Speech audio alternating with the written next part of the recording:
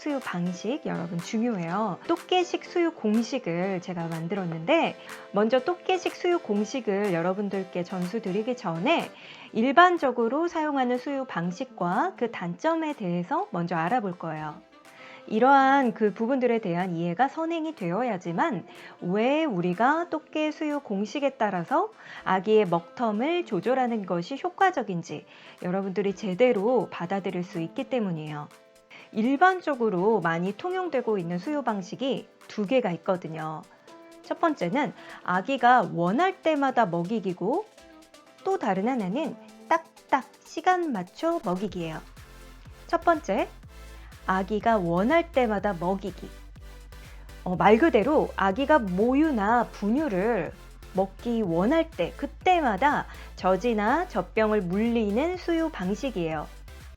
이러한 수유 방식에서 먹텀을 계산을 하는 공식을 만들어 보자면 0을 넣었어요. 저는 이거를 수식으로 표현을 했는데 0을 넣은 이유는 배고프다는 아기의 신호, 이거를 제외하고 수유 시간에 영향을 미치는 요인이 제로다.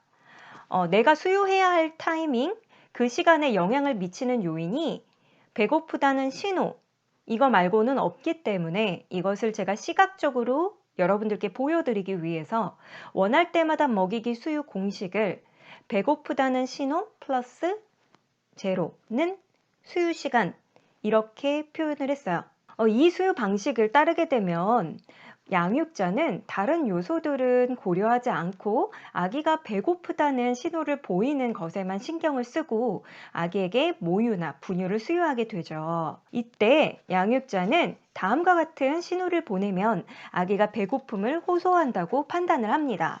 어떤 신호들일까요? 아기가 무언가를 빠는 소리, 그리고 입으로 손을 가져가는 그러한 움직임, 작은 흐느낌, 우는 소리, 이런 것들을 배고프다 이렇게 생각을 하는 거죠. 그런데 여러분, 제가 이와 같은 신호를 뭐라고 정의를 했냐면 변수라고 정의했어요. 변수가 뭐예요, 여러분? 변수는 변하는 수예요. 변수의 반대말은 우리가 수학에서 상수죠. 변하지 않는 수. 근데 이건 변수예요. 아기가 꼭 배가 고프지 않아도 위와 같은 신호를 보낼 수 있거든요. 일정한 간격 없이, 쉽게 말해서 시도 때도 없이 아기가 내비칠 수 있는 신호라는 뜻이에요. 위에 우리가 알아본 리스트들이. 아기가 보내는 배고픔의 신호를 수유 시간의 기준으로 삼게 되면 아기에게 규칙적으로 수유를 하는 것은 원천적으로 불가능해져요. 그리고 이제 더 구체적으로 넘버링해서 알아볼 예정인데 이 방법으로 수유 시간을 운영했을 때의 문제점이 있는데요. 그거를 하나씩 짚어볼까요? 첫 번째, 배고프다는 신호만 100% 믿는 것은 오류가 있다. 오직 아기가 배고프다 라는 신호, 이게 나타날 때만 먹이면 자칫 수유가 아기의 울음에 의해서 좌우가 되죠. 근데 이게 매우 위험해요. 왜냐면 약하거나 소극적인 아기는 자신의 감정을 잘 표현하지 못할 수도 있거든요. 또 너무 졸린 아기들은 4시간에서 6시간 동안 먹고 싶다는 신호를 보내지 못할 수도 있어요. 그리고 두 번째 문제점, 충분한 영양을 주지 못할 수 있다.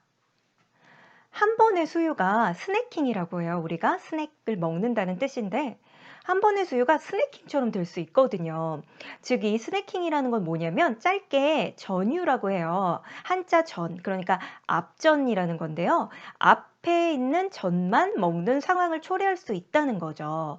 전유랑 후유랑 영양이 다르거든요. 근데 전유는 약간 쉽게 말해서 우리가 물젖이라고 하는 약간 그런 느낌으로 영양가가 후유에 많이 있어요. 우리가 포만감을 주는 부분도 후유에 더 많이 있고요. 지방들이 더 후유에 또 있거든요. 그로 인해서 아기가 영양을 충분히 공급받지 못하거나 몸무게가 잘 늘지 않을 그러한 가능성이 있죠. 세 번째 단점, 엄마가 심하게 피로해질 수 있다. 예를 들어 배고프다는 신호의 간격이 2시간보다 짧게 반복되면 엄마는 수유를 2시간 텀 미만으로 되풀이해야겠죠. 당연히 이럴 경우 엄마는 체력적으로 지치기 마련입니다. 우리는 신이 아니죠. 우리는 그저 인간이에요. 그렇기 때문에 이러한 스케줄로 계속 가게 된다면 피로가 계속 쌓이게 되고, 이 피로는 엄마들이 모유 수유를 포기하는 가장 큰 이유예요. 네 번째 문제점, 아기가 매우 짜증스럽게 변할 수 있다. 짤막짤막하게 여러 번 수유하는 것, 이것은 아기가 원하는 대로 피드백 해주고자 엄마가 온몸을 던진 셈이나 마찬가지예요. 그러나 육아의 특성상 이러한 헌신은 의도하지 않은 부정적인 결과를 가져올 수 있어요. 무엇보다 아기에게 양껏 수유를 하기가 힘들어지거든요. 양껏 수유는 영어로는 full feeding이라고 해요. 정말 fully 먹인다는 거죠. 이게 힘들어져요. 또한 항상 수유로 위안을 주기 때문에 아기의 울음을 달래는 것, 이게 힘들어져요. 먹는 것, 수유로만 위안을 주게 되기 때문에. 그렇죠. 그래서 자칫 예민한 아기가 될 수도 있어요. 이 부분은 제가 컨설팅을 진행해 보면 정말 마지막에 로리님, 저희 아기는 예민한 아기가 아니었어요 라는 대사를 정말 많이 들었어요. 자, 원래 예민한 아기가 아닌데 어쩌다 보니까 그러한 패턴으로 가게 돼서 되게 까탈스럽고 짜증을 많이 내고 이런 아기로 보여진 것 뿐이죠. 그래서 이렇게 되면은 루틴 형성도 힘들어져서 결국에 뿐만 아니라 잠과 놀에 이르는 전체 하루 일과가 불규칙하고 불안정해집니다. 이렇게 된다면 결국 잠 습관도 제대로 들이기 어려워지죠. 자, 여기까지 여러분 우리가 원할 때마다 먹이기 공식에 대해서 알아봤고, 그리고 원할 때마다 먹이기 원칙을 따르게 된다면 어떠한 단점들이 있는지 알아봤어요. 다음으로는 두 번째 양축인데 딱딱 시간에 맞춰서 먹이기, 요거에 대해서 알아보도록 할게요. 딱딱 시간 맞춰 먹이기는 다른 말로 아주 엄격한 수유 스케줄 공식이라고도 부를 수 있어요. 엄격하게 규칙을 따른다는 거죠. 이 수유 방법에서는 시계가 아기가 언제 먹을지를 결정하죠. 이 경우에는 수유 시간을 항상 예측할 수 있기 때문에 여기서 이제 껴드는 놈, 시계, 얘는 상수, 제가 아까 변수라고 했죠. 아기가 원하는 거, 아기가 배고프다라는 신호. 이거 사실 초보 엄마, 초보 아빠로서 이게 배고프다고 우는 건지 아닌지 캐치하기 되게 힘들거든요. 그렇기 때문에 이거는 사실 변수죠, 완전히. 변하는 수고, 이거를 배고프다고 어떻게 확신할 건데? 지금 이게 배고프다는 아기의 사인인지 어떻게 확신할 거야? 라고 물어보면 사실은 그냥 울면은 젖을 물린다거나 이런 패턴을 따르게 될 가능성이 높죠. 처음 해볼 경우에 더더욱 그렇겠죠. 그런데 만약에 우리가 시계를 따른다 이렇게 설정하고 들어간다면 이 경우에는 수유 시간을 항상 예측할 수 있기 때문에 시계는 상수, 변하지 않는 수가 되는 거죠. 그래서 이거를 제가 또 공식화했죠. 엄격한 수유 스케줄 공식은 시계 플러스 0은 수유 시간, 이렇게 제가 공식으로 보여드렸어요. 0은 제가 넣은 게 이거 말고는 다른 변수라든지 다른 상수가 영향을 끼치는 게 없다라는 거를 시각적으로 보여드리기 위해서 넣었다고 말씀드렸어요. 그래서 이 방식은 얼핏 보면은 아기가 원할 때마다 먹이기, 이거에 비해서는 규칙적인 수유가 가능할 것처럼 보이죠. 하지만 역시 단점이 존재한다는 거. 단점 알아볼게요. 첫 번째, 아기의 배고프다는 신호를 무시할 수 있다. 오직 여러분이 시계에만 의존해서 먹이다 보니까 정작 아기가 허기지다고 보내는 신호를 간과할 수가 있게 돼요. 예를 들어서 급격한 성장기에는 평소보다 더 많은 양의 수유가 필요한데 시계에만 의존해서 기계적으로 수유를 하다 보면은 이런 상황들을 미처 고려하지 못하게 되는 거죠.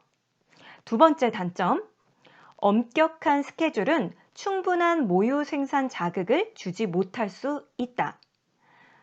때로는 특히나 모유 수유 정착하는 초창기에는 엄마의 모유 생산에 수유 행위나 그 간격이 적절한 자극을 주고 있는지, 생산에 있어서 적절한 자극을 주고 있는지, 그래서 신체적으로 모유 생산이 잘 이루어지고 있는지, 이것도 같이 모니터링을 해야 해요. 그런데 이러한 상황에 맞는 고려 없이 그저 시계에만 의존해서 딱딱 맞춰 수유하는 엄격한 스케줄은 충분한 모유 생산 자극을 방해할 수 있는 거죠. 그리고 여러분, 이 충분하지 못한 모유량, 이거는 엄마들이 모유 수유를 포기하는 두 번째 이유입니다. 그렇다면 이제 여러분, 이제 끝까지 클래스를 시청하셔야 돼요. 이제 나옵니다. 부모도 아이도 편해지는 똑개 수유 공식 알려드릴게요. 여러분, 수유 방법 및 공식을 세울 때 고려해야 하는 가장 큰 기준은 뭘까요? 아까 말씀드렸듯이 어떤 지표를 사용해야 할까? 이거예요. 난 어떤 지표를 사용할 것인가? 한번 생각해 보세요. 앞에서 제가 언급했던 두 가지 방법, 이거는 어떤 지표를 사용했나요? 각각 배고프다는 신호라는 변수를 이용했거나 시계라는 상수, 이것을 이용한 수유 방법이었죠. 여러분, 대개 부모들은 육아를 할 때 자기가 행한 어떤 방식이 있었다면 소위 내가 한 방식이 옳아 하는 신념에 빠지게 됩니다. 왜냐? 내가 사랑하는 아이에게 내가 적용한 것이니 이 방법에는 오류가 없으며 이것이 절대적인 신념이다. 이게 맞다. 라고 그 신념, 내가 한 방식을 수호하려고 해요. 너무 이제 본능적으로 그럴 수밖에 없기는 하죠. 내가 내 아이를 너무 사랑하고 내가 적용한 방식이 나는 이게 절대적인 신념으로 맞다. 이렇게 되는 거예요. 굉장히 많은 서적에 나와 있어요. 이 내용이. 일종의 자기 보호의 측면인 셈인 거예요. 부모들이 이런 습성을 가지고 있다는 점을 우리 똑개육아 시청자님들, 똑개육아 독자님들, 똑개육아 후배님들은 꼭 염두에 두고 논리적으로 현명하게 생각하고 접근해 보세요. 주변에 그냥 선배맘들에게 물어보면 내가 한 방식이 만약에 틀렸다고 하면 어떻게 돼요?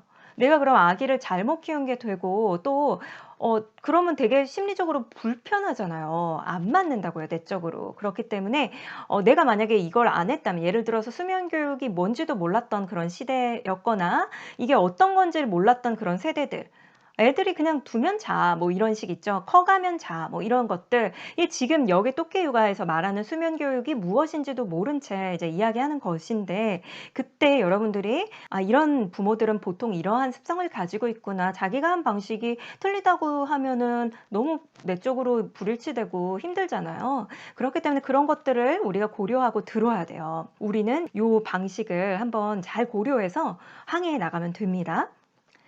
아기들은 여러분 뭐든지 빨리 배우고 쉽게 길들여져요. 초보 부모는 대강 살아남으려고 그때그때 한 행위지만 그 행위들로 인해서 아이는 잘못된 행동과 반응을 학습하게 됩니다. 그렇게 된 상황에서 확실한 지식 없이는 중도의 변화를 주기란 쉽지가 않아요. 그렇기 때문에 여러분들이 수유를 하기 전에, 그러니까 먹텀이란 무엇인가, 먹텀을 어떻게 하면 현명하게 일궈나갈 수 있을까, 이거에 대해서 들어가기 전에 이미 이 똑개 수유 공식을 구체적으로 알아보고 딱 마인드에 가지고 계시는 게 중요하죠. 네, 그럼 이제 알아볼게요. 부모도 아이도 편해지는 똑개 수유 공식. 똑개 수유 공식에서는 배고프다는 신호와 시계, 이 두 가지를 모두 고려해서 수유 시간을 이끌어 나가요. 변수와 상수는 서로 반대되는 그런 대치 관계가 아니라 서로의 부족한 부분을 보완해주는 상호 보완의 관계예요. 똑개 수유 공식은 기본적으로 아기가 배고플 때 수유를 한다 라는 관점에서 접근합니다. 여기에 더해서 시계라는 상수까지 고려해서 너무 자주 혹은 너무 긴 간격으로 수유하지 않도록 주의하고자 합니다. 그래서 여러분, 배고프다는 신호 플러스 시계 플러스 부모의 판단, 이것이 수유 시간이 되는 거죠. 이것이 똑개 수유 공식이에요. 똑개 수유 공식의 핵심은 부모의 판단에 있어요. 똑개 수유 공식에서는 부모의 판단이라는 스킬이 매우 중요합니다.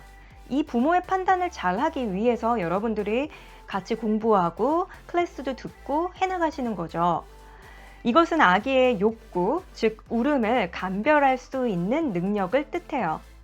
이 판단 능력만 갖추게 되면 주 양육자는 사실은 무척 자유로워질 수 있어요. 이런 맥락을 여러분들이 이해를 하셨다면은 제가 받은 이 질문을 한번 같이 볼까 합니다.